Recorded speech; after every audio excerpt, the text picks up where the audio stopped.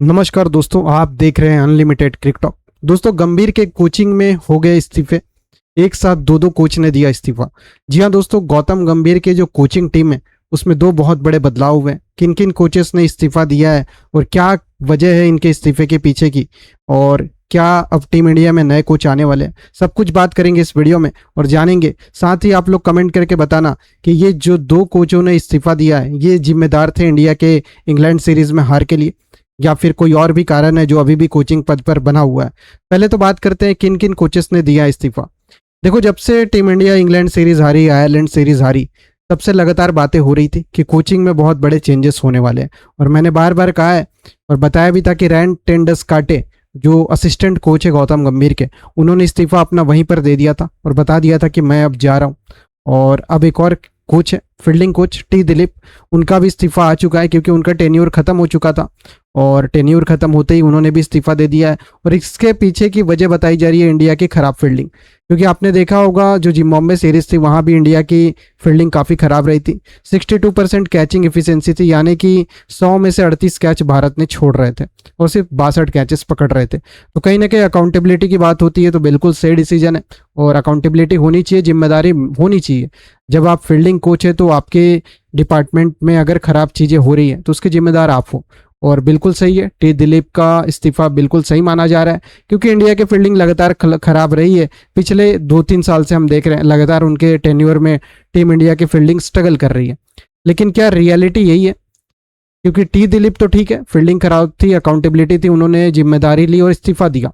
लेकिन बाकी जो गौतम गंभीर, मॉर्ने मॉर्कल जो अभी भी कोच के पद पर बने हुए, क्या वो डिजर्व करते हैं? क्या उनकी कोई गलती नहीं है? क्योंकि टीम इंडिया की बॉलिंग भी तो खराब रही है, लगातार फ्लॉप चल रही है। इंग्लैंड सीरीज में देखा हमने, आयरलैंड सीरीज में देखा। तो क्या मॉर्ने मॉर्कल जिम्मेदार नहीं है? क्या मॉर्ने मॉर्कल का इस्तीफा नहीं होना चाहिए? क्या गौतम गंभीर रिस्पॉन्सिबिलिटी नहीं है उनकी? उनकी इस्तीफे नहीं होने चाहिए? तो कहीं ना कहीं खाना पूर्ति हो रहा है, यानी करे कोई भरे कोई वाला सिस्टम चल रहा है। टी दिलीप ठीक है, फील्डिंग खराब थी, अकाउंटेबिलिटी थी, उनको निकाला आपने। रैन टेंडसकाटे का कहा जाता है कि उनको शायद फील्डिंग कोच बनाने के लिए लाया गया था, लेकिन जगह ना होने की वजह से असिस्टेंट कोच गौतम गंभीर का बना दिया गया, क्योंकि केकेआर में दोनों एक साथ कोचिंग कर चुके हैं। और अब रैन टेंडसकाटे नहीं जुड़ना चाहते थे भारत के साथ, नहीं रहना चाहते थे टीम इंडिया के साथ, और उन्होंने इस्तीफा दे दिया।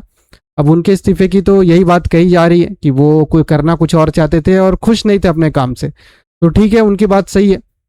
लेकिन टीम इंडिया की हार मिली जब इंग्लैंड सीरीज और आयरलैंड सीरीज में, उस वक्त कहा गया कि कोचिंग में बहुत बड़े बदलाव होने वाले। तो क्या यही बदलाव थे? क्या ये जो छोटे कद के आप कोचेस कह सकते हो उनको हटा देना ही टीम इंडिया का बदलाव था?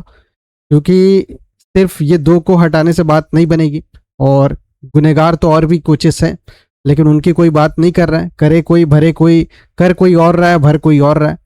अब टी दिलीप की जगह पे बहुत जल्द एक नए फील्डिंग कोच की भी बातें हो रही है, उसका भी नाम जैसे ही सामने आएगा मैं वीडियो बनाकर आपको अपलोड कर दूंगा। बट आप लोग कमेंट करके जरूर अपना ओपिनियन देना कि ये जो टी दिलीप फील्डिंग से हटे हैं फील्डिंग कोच के तौर पे, और रैन टेंडसकाटे जिन्होंने ऑलरेडी पहले ही बता दिया था कि मैं इस्तीफा देने वाला हूँ, मैं कंटिन्यू नहीं करना चाहता हूँ, ये दो को हटाने के बाद क्या और भी कोचेस डिजर्व करते हैं लाइक गौतम गंभीर, मॉर्ने मॉर्कल? उनको भी हटना चाहिए या उनको अभी टीम इंडिया के साथ रहना चाहिए? कमेंट करके जरूर बताना। और ये दो कोचेस का इस्तीफा, मुझे ऐसा लग रहा है कि सिर्फ अभी जो हार मिली थी टीम इंडिया को उसको दबाने के लिए ये डिसीजन लिया गया है, और कहीं ना कहीं भारत के फैंस को दिखाना चाहता है बीसीसीआई कि देखो हम कोचेस को उनके करनी का फल दे रहे हैं, और टीम खराब परफॉर्मेंस करेगी तो हम उनको हटाएंगे।